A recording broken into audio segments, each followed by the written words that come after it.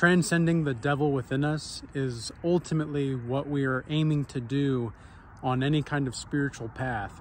We are attempting to integrate the darkness and see through it long enough and see through it whole enough to where we can become the illuminated light that we are striving to be, and that we really are at the core level. And so today marks the 3-year, I don't necessarily want to call it an anniversary, but it's been 3 years since I put down the corn, because this is going to be posted on YouTube as well as X and Rumble. I'm gonna just use the word corn because you all know what I'm talking about. But it's been 3 years now, and I want to talk a little bit about the things that I've learned and the ways that we can make certain decisions to where we don't all have to go through this kind of really big problem that is being spread throughout our entire society. I think pornography, just the word is kind of funny, but pornography I think is a really, because it is a serious topic, I think it is going to be something that many people are going to have a much harder time with growing out of and overcoming in the upcoming years, specifically because we have lived and we are living in a highly sexualized society. Everywhere you look, it's temptation. And obviously the whole sex sells thing is very much the case. It's very true that sex sells, but to what degree is it not exploiting the biological faculties and the fleshly desires that God has incorporated us with and given us with? Because at the end of the day, what we're really striving to do is to transcend these fleshly desires. And so when we're constantly tempted, it's hard to really come to grips with the level of difficulty in which we are operating in this modern time. Because you see, what I've learned is that lust is very fundamental to not just men, because for those of you that have been following my channel and following my content, you know that I've been on semen retention since May of 2022 now. So it's been 2.5 years, roughly speaking. And the last time that I played with myself, I really began to realize that, you know, lions don't play with themselves, okay? No matter if you're watching corn or not. And what I really was able to do to transcend corn in the long run was to see myself in the third person and actually witness how weird this kind of act was and just how strange it was. And after that, it was just realizing that I don't need to play with myself to find pleasure. And it's kind of strange because now, you know, 2.5 years with semen retention, 3 years with no corn, your mind completely shifts and changes in how you perceive the world. The world is no longer hyper sexualized and draining in the sense that you're constantly drawn to it and it's constantly like pulling you. Like, I do experience some of those times where there's a Jezebel or something that's really trying to tug on my energy, but it's not to the degree in which I cannot overcome that and I cannot control my emotions. Because at that point, I had been doing meditation for 3 years. And so I'm over 6 years now of meditation experience.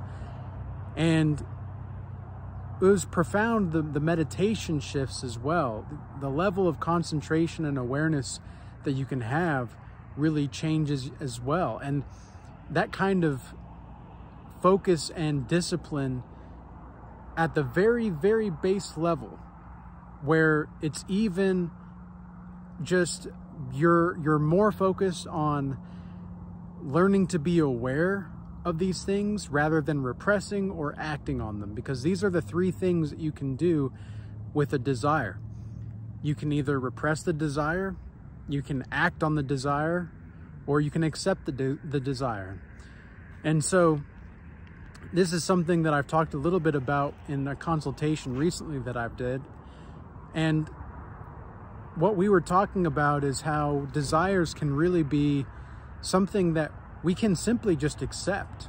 We don't have to act on these desires. We don't have to act on these urges. We can transcend it. It doesn't mean that they're going to go away. You know, I'm 28 years old right now. I'm at the peak physically fit. I'm at my peak physically fitness-wise. I'm at my peak spirituality-wise throughout my whole life. I'm at my peak in all of these different areas. And I'm only going up. Like, I'm only continuing to go forward. And it's because I'm not constantly distracted with these fleshly pleasures and these worldly desires. I can actually look beyond what exactly it is that I'm desiring from my flesh, and I can take myself out, like how I did with the third person view 3 years ago, and I can zoom out and I can look at the landscape of my own timeline, so to speak. I can look at the scenarios and the possibilities that are going to be able to present themselves in the long run. And I can choose a path that's more dignified and whole and holistic in regard to what I'm actually trying to do with my life and what I'm actually trying to pursue. And that's a beautiful gift. And it's really something that only I can give credit to God for, because without God, I wouldn't have been able to come out of this. I wouldn't have been able to come out of the addiction, so to speak. And it's not like I even was addicted per se. Like, I wasn't even watching porn very often. Too much always. Like any time you watch it, it's too much in my opinion. But this is what's so fascinating, is this is not just a male problem in our society. This is a female problem as well. And it's very, I think the availability of it is what's most concerning.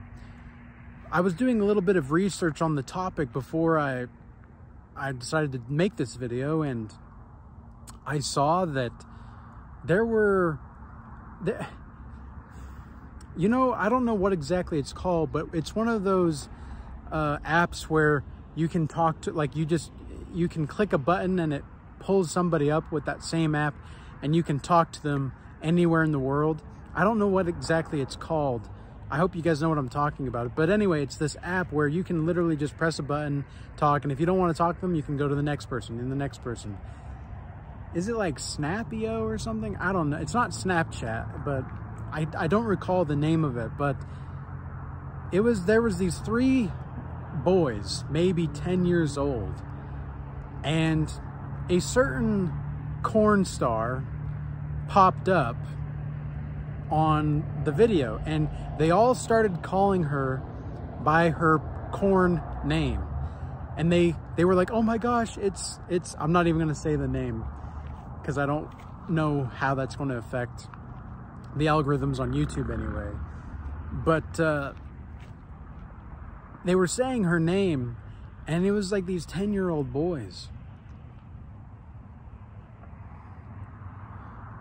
We are doing a great disservice to our young men, because if they can't abort you before you're even born, they're going to try to take your soul before you're a grown man at this point.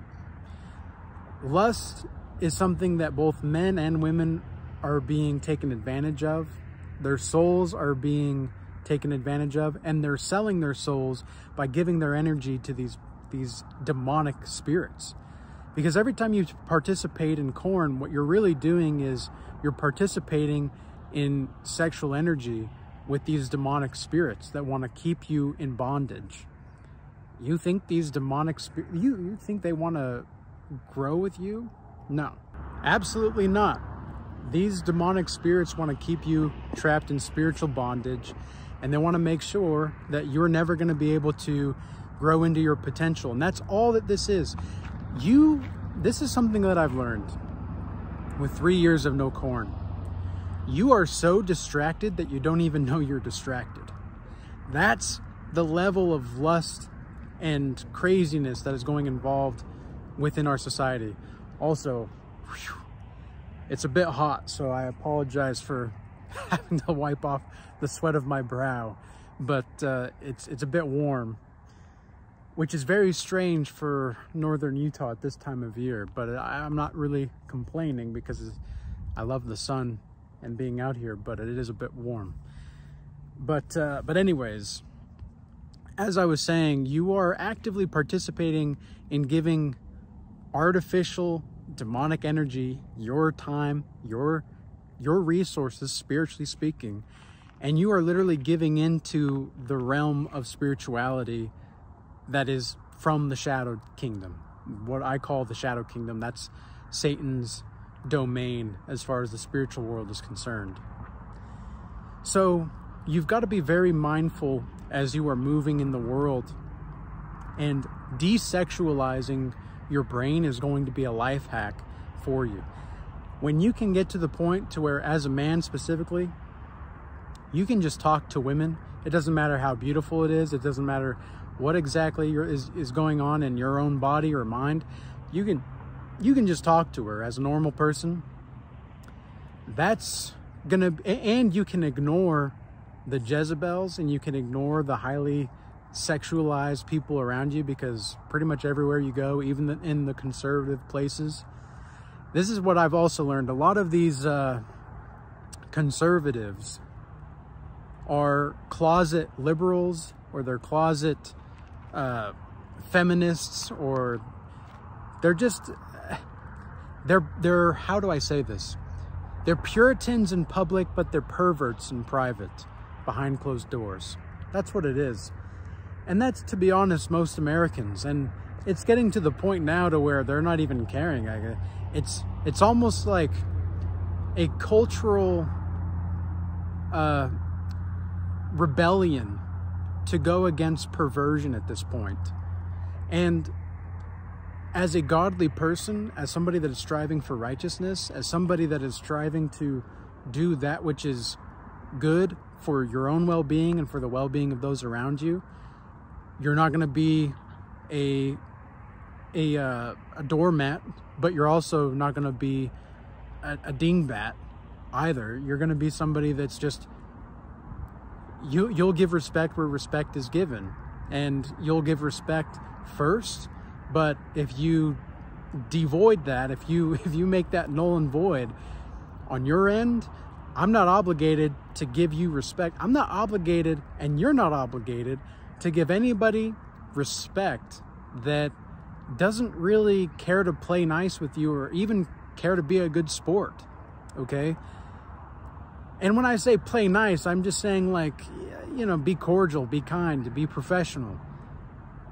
It's not that hard. But for so many people, it's like, I just don't have a lot of respect for people anymore, because I've begun to see that they don't have respect for themselves, and they're going to act like so many of these men and women out here act single while in relationships, and they have no shame. They have no shame about it. And I think a lot of this has to do with corn. I think a lot of this has to do with the way people approach relationships as consumers nowadays. Because that's exactly what people are doing. They're approaching relationships as consumers, and they're not transcending the devil within them. Because look, God is within us, and so is the devil. And you get to choose. You can either choose God, or you can choose the devil. And so with that being said, I want to appreciate everybody that's been moving over to the X and the Rumble platform from YouTube here. And I also want to give a shout out to everybody in the Regal Change Academy, in the Discord channel, as well as the paid community. If you want to join a community where everybody is helping each other grow closer to God, supporting each other in their fitness goals, supporting each other in a brother and sisterhood, where we are encouraging healthy, long-lasting relationships and helping each other build their brand and purpose, that's going to be the place for you, okay? And I just want to really say that from the bottom of my heart that I'm so grateful for God for giving me the ability to be delivered from lust and to be delivered from all of these other sins, but specifically lust, because that was one of the hardest ones for me to overcome and to be delivered from. And it doesn't mean that I don't have temptations to this day. It just means that I'm learning more how to overcome these and to just steer clear from temptation. You just don't go near it. You know, some things you want to know because it's important to know, and then other things you just don't even want to know, because sometimes knowledge can be a burden, and sometimes increasing in knowledge will also increase in sorrow. And that's either I'm paraphrasing a Bible verse there, or that exactly is a Bible verse, but it's very much the case. It's very much true that sometimes the kind of knowledge that you increase will give you sorrow. And it's not always the case that knowledge will give you wisdom. So seek first wisdom from the Most High. And with that being said, peace be with you all. Till next time.